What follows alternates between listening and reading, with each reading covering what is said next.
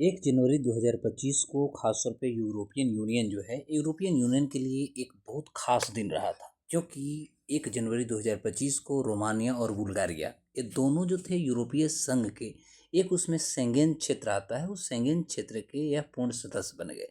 तो इस एपिसोड में आज हम लोग जानने की कोशिश करेंगे कि रोमानिया और बुल्गारिया जो है आखिर यूरोपीय संघ के शेंगेन क्षेत्र के पूर्ण सदस्य क्यों बने। क्योंकि इससे पहले देखिएगा तो पिछले लगभग 17 साल से रोमानिया और बुल्गारिया जो थे वह यूरोपीय संघ के शेंगेन क्षेत्र के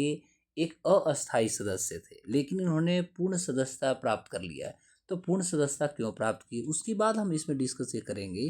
कि आखिर जो यूरोपियन यूनियन जो होता है इसके अंदर में जो शेंगेन क्षेत्र होता है, ये शेंगेन क्षेत्र होता क्या है, शेंगेन क्षेत्र क्यों नाम दिया गया, शेंगेन क्षेत्र जैसे जो चीज़ें थी इसकी स्थापना क्यों किया गया और कब किया गया, तथा जो भी देश शेंगेन क्षेत्र के सदस्य बन जाते हैं, पूर्णकालिक सदस्य बन जाते हैं, उनको इससे क्या लाभ हो सकता है, क्या प्रॉफिट हो सकते हैं, या भविष्य का जो निर्धारण होगा, भविष्य का निर्धारण कैसे होगी, ये सारे चीज़ों को हम इस एपिसोड में जानेंगे। तो नमस्कार मेरे दोस्तों, आज हम बात करेंगे रोमानिया और बुल्गारिया जो यूरोपीय संघ के शेंगेन क्षेत्र के पूर्ण सदस्य बन गए हैं, इसके बारे में आज हम डिस्कस करेंगे, जो कि आने वाले सारे एग्जाम के लिए आपके लिए बहुत इंपॉर्टेंट होने जा रहा है। रोमानिया बुल्गारिया यूरोपियन यूनियन के शेंगेन क्षेत्र के पूर्ण सदस्य हो चुके हैं।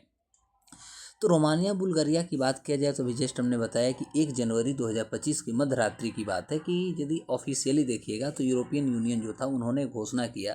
कि जो शेंगेन क्षेत्र है इसके वो पूर्ण सदस्य बन चुके हैं। अब तक दोनों देश जो थे, दोनों देशों के पास यदि देखिएगा तो अभी तक शेंगेन क्षेत्र के आंशिक केवल सदस्यता थी, लेकिन अब साइप्रस और आयरलैंड को छोड़ दिया जाए तो यूरोपीय संघ के लगभग 27 देशों में से 25 जो देश हैं वे शेंगेन क्षेत्र के सदस्य बन गए। शेंगेन क्षेत्र जो है सदस्य देशों के नागरिकों को बिना किसी, सबसे पहले हम शेंगेन क्षेत्र के बारे में बात करें तो बहुत इंपॉर्टेंट ये बात हो जाती है कि यदि शेंगेन क्षेत्र के कोई भी सदस्य पूर्ण सदस्य बन जाता है तो ऐसे देशों के नागरिक जो होते हैं उनको बिना किसी जांच और सीमा प्रतिबंध के उनको काम करने, व्यवसाय करने, पर्यटन आदि के उद्देश्यों के लिए वे दूसरे देशों की यात्रा करने हेतु उनको निःशुल्क सुविधा प्रदान की जाती है, या कह सकते हैं निःशुल्क उन्हें एक देश से दूसरे देश में जाने या कह सकते भ्रमण करने के अधिकार मिल जाते हैं।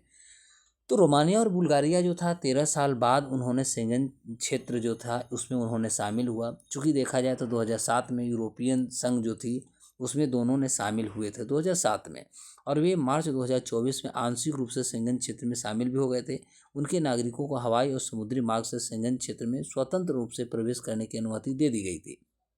लेकिन देखिएगा तो भूमि सीमाओं के माध्यम से शेंगेन क्षेत्र में स्वतंत्रता पूर्वक यदि देखा जाए तो प्रवेश करने की अनुमति उनके पास नहीं थी, और यही कारण था कि अंततः उन्होंने जांच की जो सामान्य प्रक्रिया होती है उसके अधीन उनकी प्रक्रिया का पालन करना होता था। इससे कहीं ना कहीं हो सकता है चुनौतियाँ आती होगी, जिसके कारण उन्होंने शेंगेन क्षेत्र के पूर्णकालिक सदस्य बन गए। भूमि जांच का मुख्य कारण हुआ कि ऑस्ट्रिया का वहाँ पर विरोध हो रही थी, जिसके अनुसार ये दोनों देश जो थे अवैध प्रवासियों को शेंगेन क्षेत्र में प्रवेश करने से रोकने के लिए इन्होंने पर्याप्त कदम नहीं उठा पा रहे थे। तो ऑस्ट्रिया द्वारा अपनी आपत्ति वापस लेने के बाद दोनों देश अंततः देखेंगे कि शेंगेन क्षेत्र के साथ पूरी तरह से इन्होंने एकीकृत होती है और अपने आप को कह सकते हैं उसमें इन्वॉल्व और अनुकूल बनाने की कोशिश करते हैं। अब बात करेंगे कि आखिर शेंगेन क्षेत्र होता है क्या। देखिए, शेंगेन क्षेत्र की स्थापना जो थी 1985 में किया गया था यूरोपीय संघ के द्वारा, और यूरोपीय संघ के जितने भी सदस्य देश थे उनके नागरिकों के द्वारा दस्तावेज मुक्त यात्रा जो होती है उनकी अनुमति के लिए इसको स्थापना किया गया था। शेंगेन क्षेत्र में यदि आप शामिल हो जाते हैं, पूर्णकालिक सदस्य बन जाते हैं, तो आपको अनेक प्रकार के लाभ होंगे। जैसे यूरोपीय संघ के नागरिकों को और यूरोपीय संघ में रहने वाले जो गैर यूरोपीय संघ के नागरिक हैं उनके पर्यटन विनिमय यानी एक्सचेंज कहेंगे, छात्र तथा व्यवसायिक जो उद्देश्य होता है इनके लिए बिना किसी सीमा जांच यानी बिना कागजात, बिना सीमा पर कोई जांच किए हुए आपको जो है वैलिड मिल जाती है आवाजाही, आप आनंद पूर्वक और बिना किसी कह सकते हैं जांच का स्वतंत्रता पूर्वक आप एक जगह से दूसरी जगह आपको घूमने की गारंटी दे दी जाती है।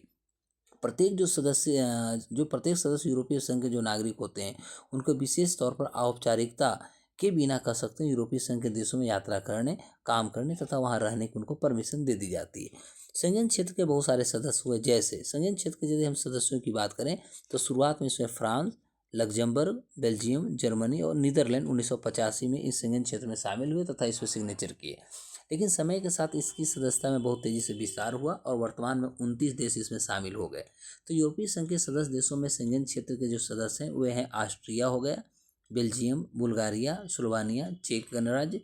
डेनमार्क, एस्टोनिया, पुर्तगाल, लातविया, फिनलैंड, फ्रांस, जर्मनी और उसके बाद मिस्र, Hungary, Italy, Croatia, Lithuania, Luxembourg, Malta, Netherland, Poland, Romania, Slovakia और स्पेन तथा स्वीडन। ये सभी राष्ट्र जो हैं एक्चुअली देखिएगा तो शेंगेन क्षेत्र के सभी पूर्णकालिक सदस्य हो गए। गैर यूरोपीय संघ के सदस्य जैसे आइसलैंड देखिएगा, नॉर्वे है, स्विट्जरलैंड